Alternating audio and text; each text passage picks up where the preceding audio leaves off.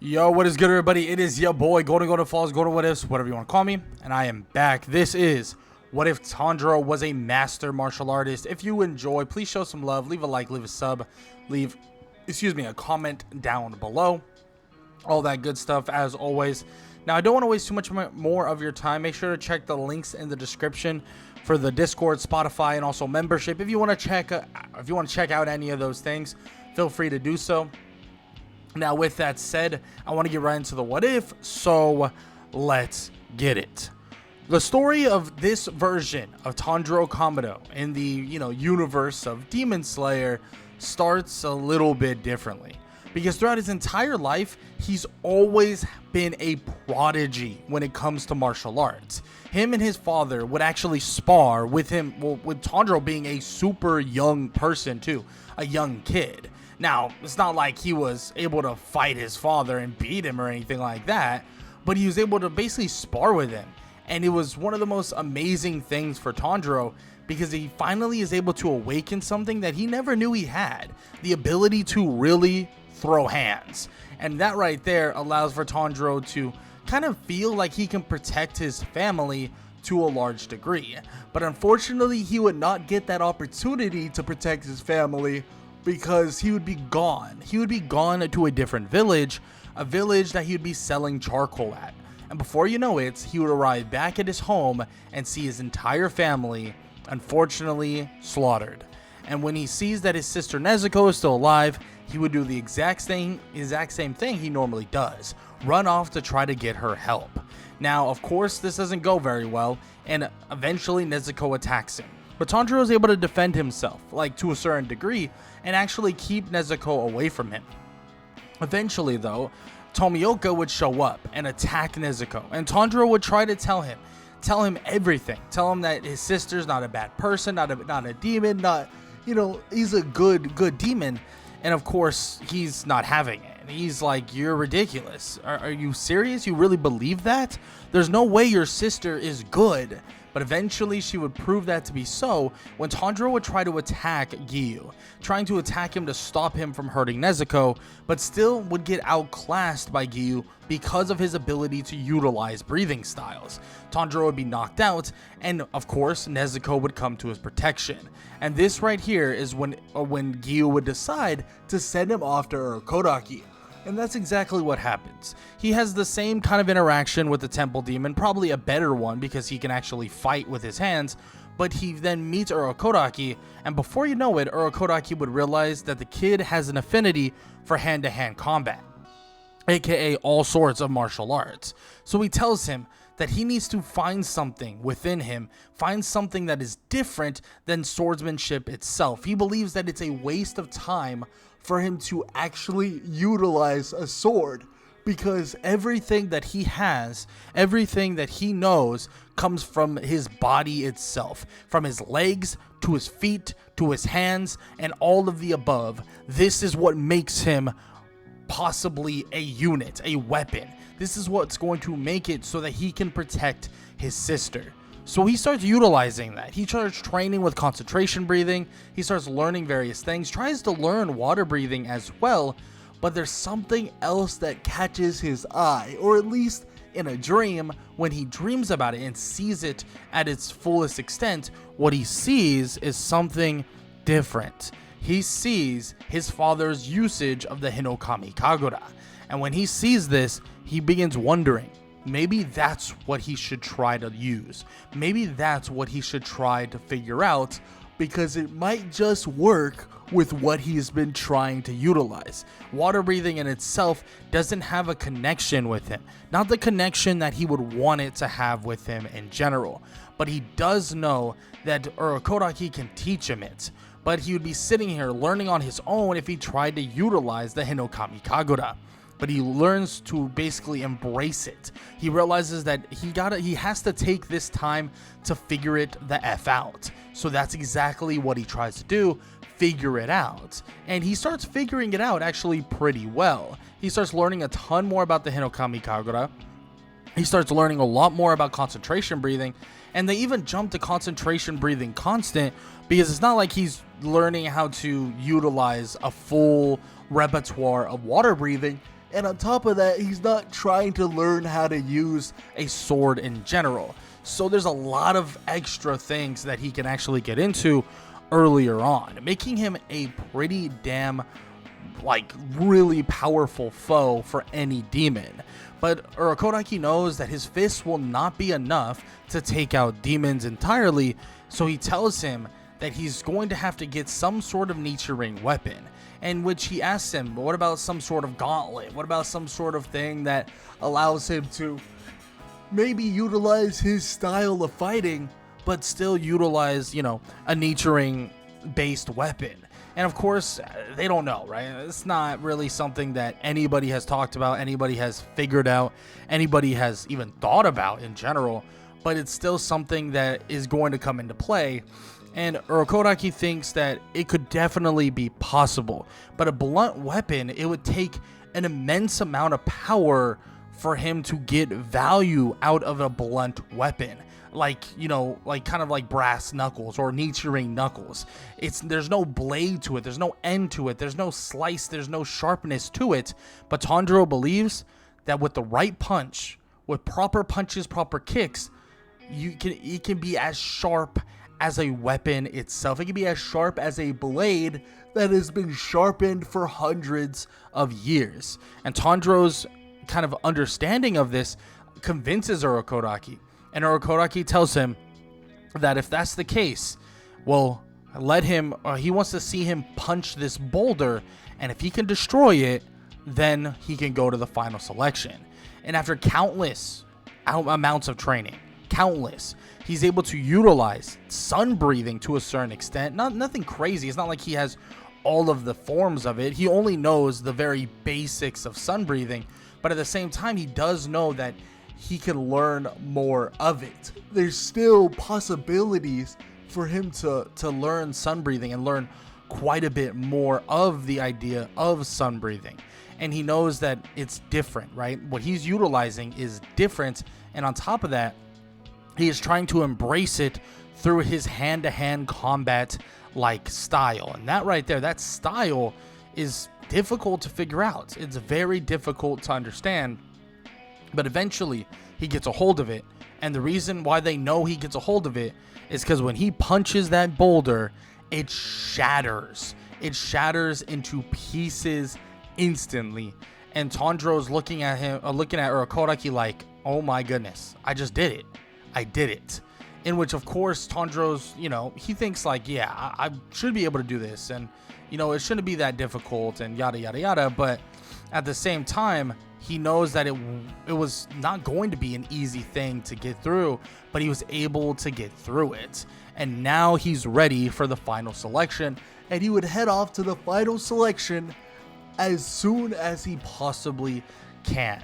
And when they see somebody just out there running around with basically just his fists, a lot of these demon slayers, or future quote-unquote demon slayers, they're questioning like, how? What is going on? Why is he running around with just his fists? And before you know it, they would see why, because Tanjiro starts absolutely butchering some of these demons, like smacking them in the face, punching them and kicking them, and it's obvious that every punch, every kick is on its own level. And it's a pretty shocking thing for all the demon slayers, because they're thinking to themselves, how is this even possible? How is he able to do something like that? But it's not like Tanjiro has much time to even talk about it. And eventually he slays the demons he normally slays, and that is even without the upper hand of a Nichirin based weapon, right, that he would basically utilize in a scenario like this. A Nichirin based weapon, he doesn't even have one. So the fact that he's able to do such a thing, I mean, is pretty damn impressive. He gets his Nichirin ore though after the final selection, heads back to Urokodaki and gets the weapons that he basically has been seeking after. Some sort of, like, you know, blunt based Nichirin weapon with, you know, for his hands, like kind of like a knuckles or kind of like gauntlets to an extent. But he also uses kicks, so he could technically get a blade that would come out of his boot to an extent, but of course Urokodaki's like, let's hold off on that for the moment and let's stick to your, your fists themselves, and they should be good enough for now. And Tanjiro, well, he finds out quickly when he faces off with the Swamp Demon that he is definitely right. That of course Urokodaki is definitely right, because holy, when he smacks the Swamp Demon with one nasty punch, the Swamp Demon is staggered so badly that he can feel his whole body shaking, as if he can't even see properly anymore. His vision becomes blurry, and Tanjiro with one more punch pops the head straight off the demon, and immediately the demon is in shock. Now obviously he's burning up and he's about to go away into the afterlife, but he's sitting there like, how did this even happen? This makes no sense. The kid doesn't even have a sword. He has nothing. He just has his hands, his fists, in which Tanjiro, he strikes him down, and just like that, he would put him to rest. And before you know it, would be heading off to his next location, and his next location would be the city that never sleeps. And of course, it's a large area with a ton of people still awake deep into the night, and he would even encounter Muzan Kibutsuji. Now, encountering Muzan is a pretty crazy thing, but obviously he can't fight him right here and right now. But Tanjiro would eventually meet up with Yushiro and Lady Tameo, talking about what to do with his sister Nezuko, talking about what they should do to basically get her cured. But before they can really have a full-fledged conversation about that, eventually these demons would show up, Susumaru and Yahaba, and Tanjiro would have to fight against them. But he would also have the advantage of seeing the arrows coming from one of the demons, and also seeing a lot of things that are pretty predictable in terms of, these demons. Because Tanjiro's martial artist, being that he's a master martial artist, it allows him to really predict things a lot better and a lot easier than he really normally would have without having that great experience. The experience to legitimately be that one hell of a martial artist. But with that said, he is able to keep up with them and able to even get rid of one of them before you know it. And as he defeats one of them with the help of Yushiro, Lady Tameo, and Nezuko, it makes it very easy to defeat the other.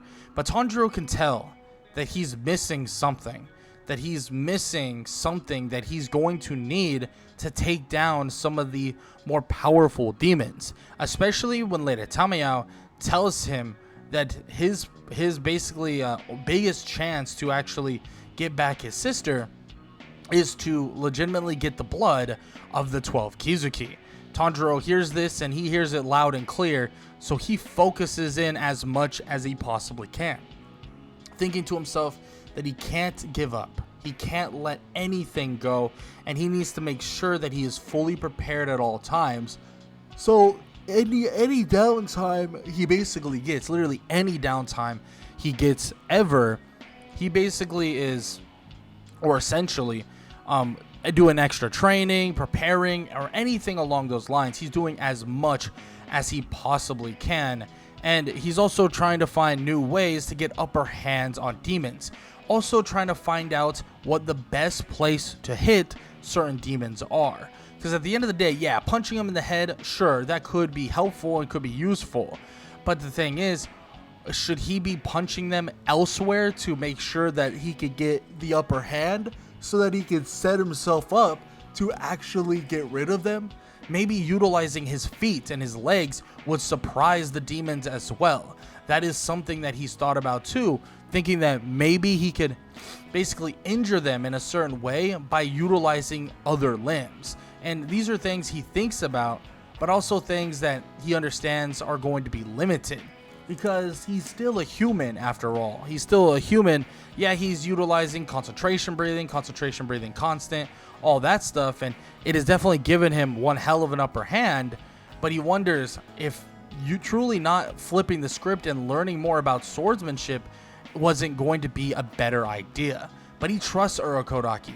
He trusts the idea that he has basically placed upon him, and he will continue to trust it all the way until he meets Zenitsu, heads off to basically a nearby mansion, and they fight a ton of demons. Now, Tanjiro himself, he faces off with Kyogai, a former member of the 12 Kizuki, and it's a fight that is pretty difficult, but with rhythm and all that stuff that Tanjiro is basically reacting to here with the entire room spinning, he's able to react a lot better than he ever would have initially.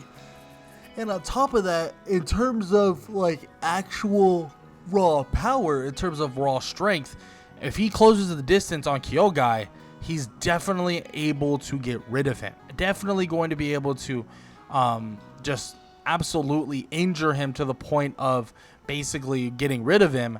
And Tanjiro closes that distance and would actually land a kick straight to the knee of Kyogai. And as he does, Kyogai would collapse to the ground, unable to actually move properly and dodge at all. Kyogai would even panic a little bit. He's never seen a Demon Slayer do something like this. Also, on top of that, he's not able to react to a sword specifically. Everything on this guy's body is potentially a weapon. And that right there is what's basically messing with the head of Kyogai. That Tanjiro is a weapon in himself. It's not just the sword. It's not just him. It's legitimately his entire body could potentially be a weapon. And that right there scares him. That right there shocks him. He has no idea how this makes any sense, but he's overwhelmed by it. All he can think about is the fact that he wishes Tanjiro was using a sword, but he's not. And Tanjiro is able to overwhelm him to the point where eventually he would be defeated. And Tanjiro himself would be thinking about the fact that he's exhausted. He felt like, yeah, he outclassed Kyogai. He definitely made it look to an extent like it was easy to defeat him, but at the same time, it wasn't. He knows damn well that it definitely was not easy to defeat him, and he knows damn well that it was not simple either, but at the same time, he knows that he was outclassing him. He was stronger than Kyogai by a large margin, but he does know that he needs to get more creative with the way he can truly utilize his breathing style of sun breathing, or whatever this kind of thing is, which is something that puts Tanjiro behind the 8 ball in terms of fighting the other demons, when eventually him, Inosuke, they finally meet Inosuke and all that stuff, and they all meet up and go together to Mount Natagumo. Because when they head over there, yes, they are pretty successful in defeating some of these demons, but when it comes to Rui, Tanjiro can't actually defeat him. He can't even get close to Rui.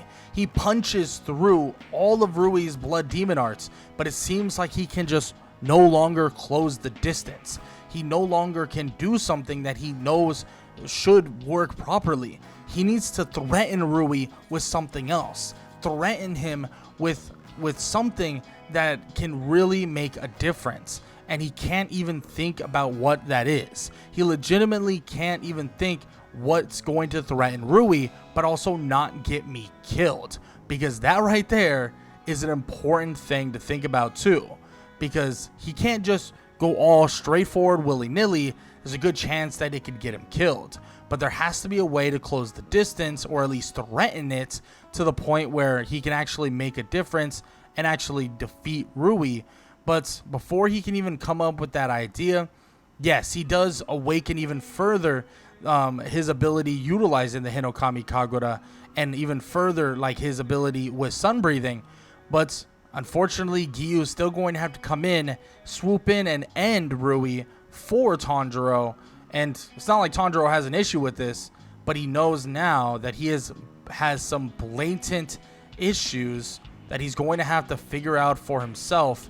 Because if he doesn't, I mean, there's no way he's going to be able to keep his little sister safe. There's no way he's going to be able to keep the one he cares for, right, so much safe the way he wants her to be safe. And that right there is the reality of it. All Tanjiro does this for is to keep his sister safe. And when this is happening, or when, you know, this idea is happening, eventually Shinobu and Kanao would come after Nezuko. But Tanjiro, he would not let up. Like, Tanjiro tells Kanao that this is his sister, and if she comes after her, she's going to have to deal with him. Kanao would not be listening and go straight for Nezuko, but Tanjiro is able to move her out of the way very easily. He can tell Kanao is very powerful, but he kind of has the perfect fighting style for someone like her. And he's no slouch at all either. His hand-to-hand combat is ridiculous, but he knows he doesn't ever really want to hit a woman, and he has still that gentleman side about him. So he tries to basically just disarm her and move her out of the way. And when he does this, he actually gets the upper hand. But when he lets his guard down for one singular moment, not thinking that Kanao would strike to actually hurt him like at all, he would take one hell of a kick and would get knocked out cold. He would wake up eventually in front of the Hashira, and Tanjiro would tell them straight up, like, that is my sister. That is my sister Nezuko, yada yada yada. And eventually he would even break out of the basically the rope that is kind of keeping him still, at least for the moment. And he would tell them that he doesn't mean any of them harm, right? He's not trying to make this difficult. He's not trying to make this like hard at all, but that is his sister. That is the one he cares about, and that is the reality of it. And he doesn't want anybody hurting his sister. He doesn't want anybody, doing anything bad to her.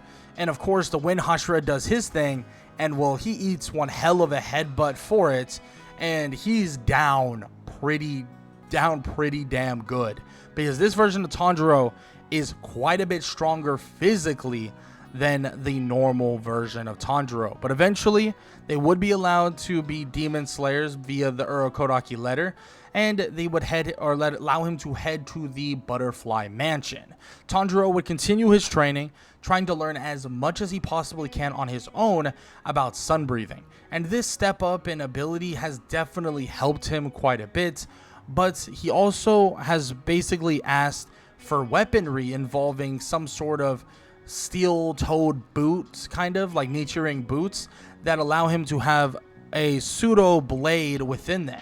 It seems that Shinobu actually has something like that, and they believe that Tanjiro could benefit from that heavily as well.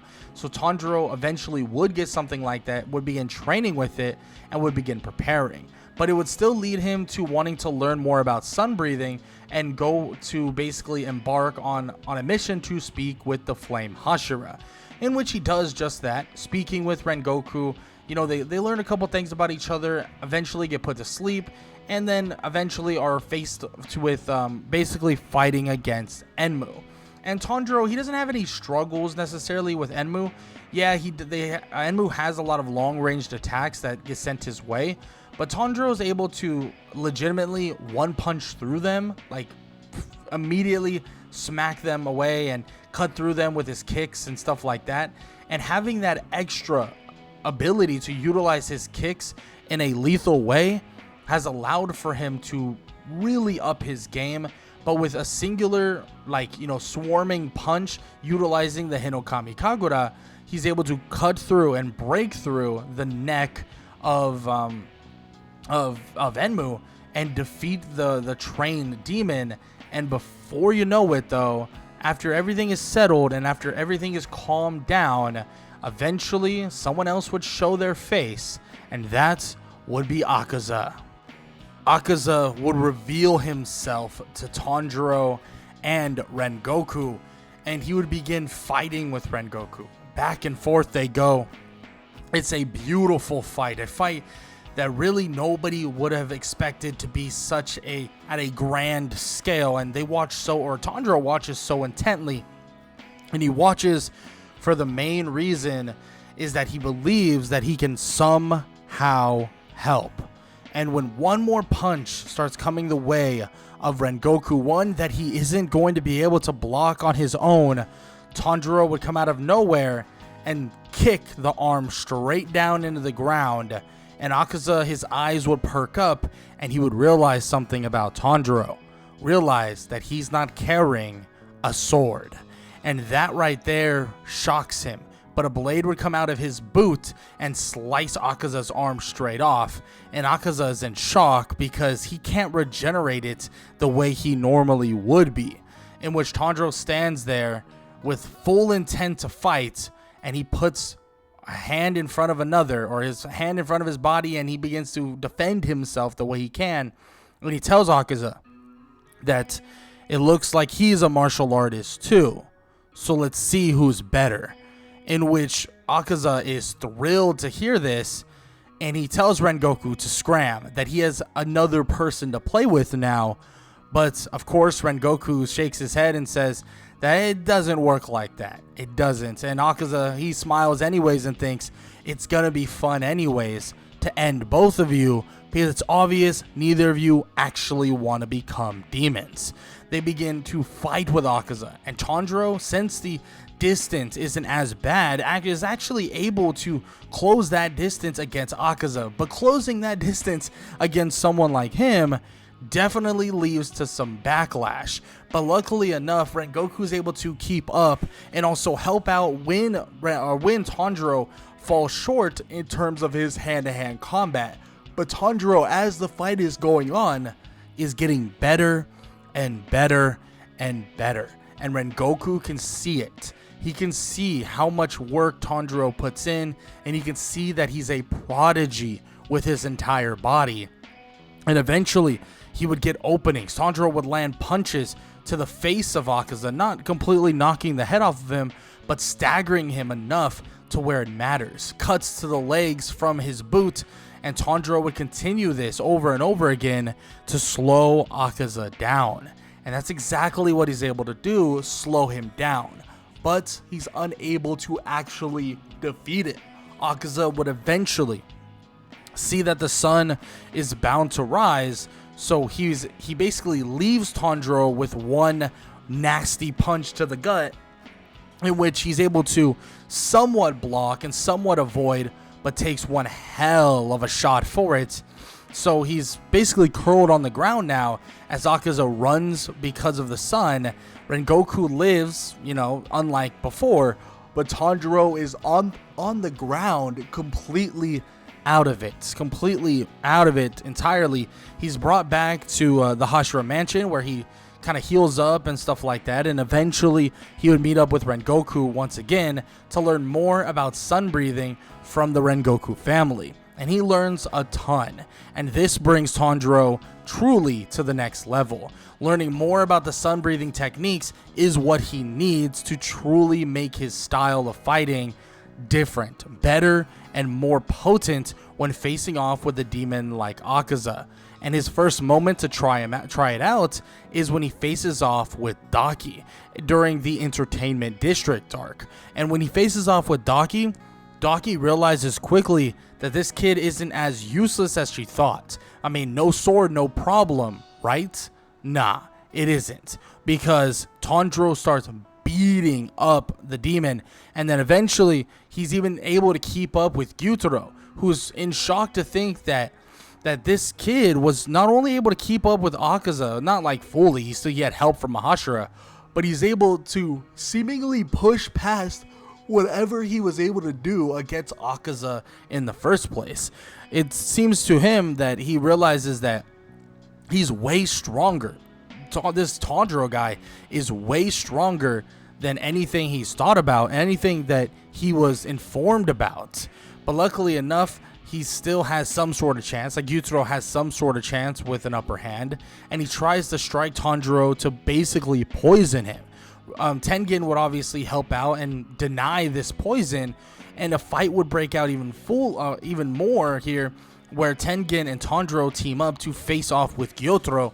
But as that fight is literally happening, Daki is being fought by Inosuke and Zenitsu, in which they're able to hold her off or even kind of overwhelm her to an extent, and Tanjiro and Tengen are able to overwhelm Gyutaro as well.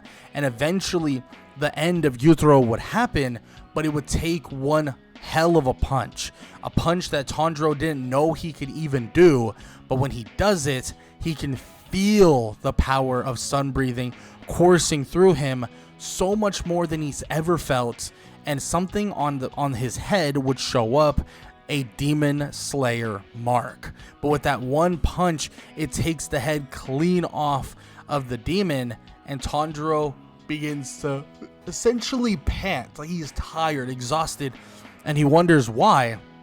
But he realizes quickly that he awakens something that nobody has seen in a very, very long time. And he starts feeling that these little limitations that he had initially, or felt that he had, no longer exist anymore. Every part of his body is a weapon, so much more than a sword ever would have been. And he continues learning more and more about sun breathing, more and more about this Demon Slayer mark, and training as much as he possibly can, preparing as much as he possibly can. He is now fully prepared for truly anything. And his sights, they're only set for Akaza. They're only set for that eventual fight with him. But Hantengu, the eventual fight with him at the Swordsmith's village, is going to have to be the warm-up. And Tanjiro, he may not look at it as the warm-up, but he does look at it as a chance to truly get a feel for what he's able to do. Because he starts really unveiling something that he hasn't been able to show ever. Against Hantengu, he starts really diagnosing the fighting style of Hantengu, starts focusing on weak joint, or kind of joint weaknesses, and kind of figuring out little tiny weaknesses, hitting them in the perfect spots, and exposing the opponent's rhythm and stance. And as he's doing this, it's like this flow state concept that he's been trying to get into. And when he faces off with various versions of Hantengu, he's able to enter that flow state and also be able to utilize his ability of, the Demon Slayer mark to find every single weakness. That flow state allows him to overwhelm and diagnose the fight entirely, even when the demon is changed out, every single time the demon would be defeated. And eventually, the defeat of Hantengu would ensue, and Tanjiro would find a way to really utilize the weakness against Hantengu, or Hantengu's weaknesses against him. And eventually, the defeat of Hantengu would happen, but it would take a while and lead to Nezuko still conquering the sun. But of course, Tanjiro, all he's thinking about is training, preparing for his eventual date and fight with Muzan. But that's not it. The eventual fight with Akaza, a fight that he believes that Akaza deserves all of the smoke, all of the payback. And when the fight begins, when the Infinity Castle would begin, and Tanjiro and Giyu would be locked together basically to fight against Akaza, Akaza would look at Tanjiro and point at him and say that all he wants is to defeat him. And if he loses to Tanjiro, then his life meant nothing. Everything meant nothing, that he is far from the strongest, in which Tanjiro would look at Giyu and he would look back towards Akaza and he would tell Giyu to go away, to go help others, go do something else. This is his fight. Giyu would call him an idiot. What are you talking about? Don't speak like that. Are you dumb? Like, this is not the time to be, honorable. This is not the time for you to do any of this. But Tanjiro's not listening anymore. He tells Giyu to go away now, and that Akaza is his. And the fight would break out, and it would be one hell of a fight in general. Tanjiro would go head to head with Akaza, going back and forth, while Giyu looks to help anybody, but he can't really find anybody at this point, everybody being sectioned off into different areas. But Tanjiro, he's in his flow state. He's looking for weaknesses within the fighting style of Akaza, but there seems to be very little, if not any at all. This flow state allows him to really kind of push forward here and really dodge and weave and move out of the way of so many different attacks. And he slowly but surely starts kind of like ticking down Akaza little by little, But then eventually he realizes something. He stands still as Akaza is going to strike him, and as Akaza throws his punch straight at Tanjiro, Tanjiro looks up at him, not saying a word, not giving off anything, not having an emotion, and not having an intention. And Akaza, well, his punch, normally pitch perfect pinpoint accuracy, would be off by only a couple inches. Tanjiro would move his head to the side, and normally a punch that Akaza would throw with only Tanjiro's head moved a little bit would still land. But this one whiffs, and whiffs badly. Tanjiro would then counterpunch, landing one nasty punch to Akaza, and Akaza would drop to the ground from this specifically, getting staggered. He looks back up, and Tanjiro is gone. As he's gone, though, Akaza feels that he'll just be able to sense him. But no, out of nowhere, Tanjiro would send a kick flying downward, slicing the neck off of Akaza, doing a full wheel spin. And as he does this, the head of Akaza would clatter off the ground, and Tanjiro would stand there. The sword would go right back into his shoe, and he would look towards Akaza. And the body of Akaza would stand, but then would get on both knees and bow towards Tanjiro and accept defeat right then and there. From one martial artist to another, Akaza has accepted defeat and went on to the afterlife to see his loved ones once again. Tanjiro, of course, would get up, or he would get up, make sure to bow and show his desire to fight Akaza at that moment. But of course, Giyu would come over and tell him that was idiotic. That if he lost that, there's no telling what would happen to Giyu. There was no guarantee that Giyu would have won, that he would have won. Tanjiro nods his head and says that was the only way to do it. Only way to let a fellow martial artist off easy into the afterlife. And he tells him that it works better this way anyways. Giyu is more rested, no longer tired, or not tired at all, so maybe he can even have more of a difference. Giyu would obviously just ignore this fact, believing that it wouldn't have mattered anyways, that they could have maybe ended him quicker. But Tanjiro, of course, doesn't think about any of this, and eventually would be faced off with Muzan, and Tanjiro would begin his fight with Muzan as well, doing everything he possibly can to stall Muzan out until daytime. But with being able to, or having to, keep up with the distance or close the distance between him and Muzan, yeah, he's able to dodge and weave all of these attacks, but he gets hit multiple times, taking blow after blow, but he doesn't care. His body is now moving basically on its own. His body is just going, and going, and he's not even thinking about the consequences of it. All he's thinking about is stalling Muzan out till the very end, and that's exactly what Tanjiro's able to do.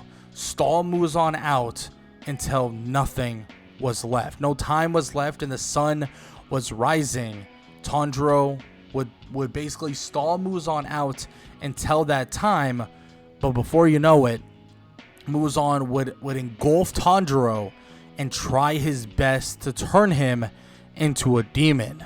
And this is when things would go dark for Tanjiro, completely dark. He wouldn't know what's going on. He wouldn't know what's happening, but he would know eventually, because his eyes would grow wide, his eyes would awaken, and all he could think about is the fact that did he kill or hurt anyone he loves?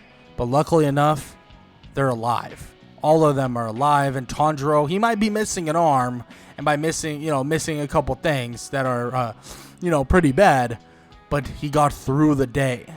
His martial arts and his ability as a combat expert allowed him to push further than he ever thought it would. And he may not have a sword, but he has something else, and that is martial arts that allowed him to carry the will of so many demon slayers that fought for this specific moment, the moment of the defeat of Muzan Ki Butsuji. And that right there is the end of What If Tanjiro Was a Master Martial Artist. And if you enjoyed, show some love. Leave a like, leave a sub, leave a comment down below. All that good stuff. I hope you guys enjoyed the video, and I hope all y'all have an amazing day. Later.